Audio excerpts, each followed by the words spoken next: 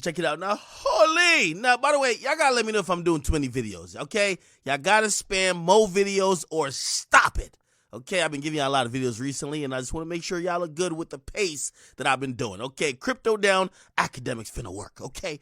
Anyways, Meg Thee Stallion. People, you know what people always said, and they're even mad at me. They're like, yo, Ak, you so anti-black women because you don't believe Meg. I never said I don't believe Meg. I said I'm skeptical. But in the world we live in now, you have to blindly believe someone even if they start out their initial statement with a lie. Let's just take it outside of Meg or outside anything to do with women or black women. If I start telling you a story and I basically admit to lying with the first thing I tell you about the story, are you liable or are you able to believe the rest of the story without being skeptical? I know what your answer is. You don't got to type it. It's probably no. That's just the nature of things. So when Meg Thee Stallion got caught, okay, she told the cops that she didn't get shot. She said she never seen bullets or even heard it. She claimed she stepped on glass. Now, pretty much her bruises and her wound looked consistent with her lie. Now, here's the thing, because let's talk about the stepped on glass thing. I heard that the stepped on glass thing was either an injury she received at Kylie's party or it was an injury when she was trying to frantically get out of the car by kicking the window.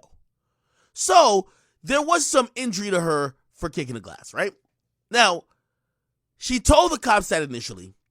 They don't have any reason to believe that she was shot. Doesn't look like a bullet wound. They're not investigating her for that. However, she stays in the hospital a few days after they wrapped up the initial police report, which believed her lies. So she lied. She admitted that she lied. You know why she said she lied? She said police are killing black men and she ain't want him to kill Tory. Okay. Well, you sure want him to incarcerate Tory, but you ain't want him to kill Tory. I'm just going to be honest with y'all. If somebody did something like that to me, I don't care whether they go to jail or get killed. But Meg wants to make sure Tory goes to jail, not get killed. We believe you. Got you.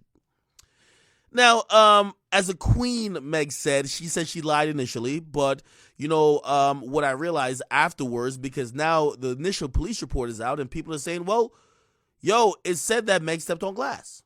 And in the actual police report, initially, the first doctor who looked at her, after she told the doctor the story, said, yeah, it seems consistent with the story she told us. We're going to write it up as she stepped on glass. The cops wrote it up as she stepped on glass.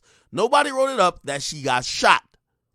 Now, she stayed in the hospital for a few days because after they did x-rays and other things, they came back around and looked at it, and this is where the page 6 report comes out, where they exclusively provide extensive medical report and to say, hey, listen, well, there's some stuff inside your leg beyond the wound we saw on the surface. Those would be bullet fragments. And we got to go take them out. We're going to have to do some surgery. Now, at first, they didn't know it was bullet wounds because she was lying. So they said, we got to do surgery on your leg. And after they told her the scope of the surgery they're going to do, she finally stopped, quote, unquote, lying, and she told them the truth. Then they said they were able to accurately do the right surgery and gather 3 pieces of bullet fragments. They said there's other pieces still there, but they're so microscopic, they're not going to ever get them. Okay, so it's going to remain lodged in her leg. So I'm doing this whole story not to say that Meg never got shot, because I believe she does have bullet fragments in her leg. But the confusion and why people continually questions her is because she lied initially. It's not because people hate black women. We love black women. But if you have black women who are lying, then later conveniently choose to tell the truth or choose to tell their version of the truth, which might help their career, you got to imagine people will be skeptical. That's all that's happening here. So here's what I'm trying to tell y'all. Both things could be true. Meg, did she get cut from glass at Kylie's party, or maybe from kicking the window in the car with her, Kelsey, Tory, and the bodyguard? Yeah. I think she got cut from glass too. Was there also bullet fragments? Yeah. Who pulled the trigger? I don't know. You know why? Because at first, she wasn't willing to say anything until she developed a personal vendetta against Tory. Then she said it was Tory. If she had said initially from the get-go, I got shot, Tory did it, didn't go back in the car with him, didn't try to protect him at the station, this, and third. It's one thing when we're believing you saying, you didn't say his name because they were going to kill black people, but they brought you to the hospital when he was not in any risk of being killed, and you still didn't say his name. You only said his name after social media started putting you in a position of accusing you of being in cahoots. That's where all the incongruencies of her story comes out. So you're not going to get me, and I think this is a sucker story. Right? Because, by the way, I have this whole document. I'm going to break it down on my podcast. If you haven't watched Off the Record, it's on Spotify. Go on Spotify, search Off the Record with DJ Akademiks.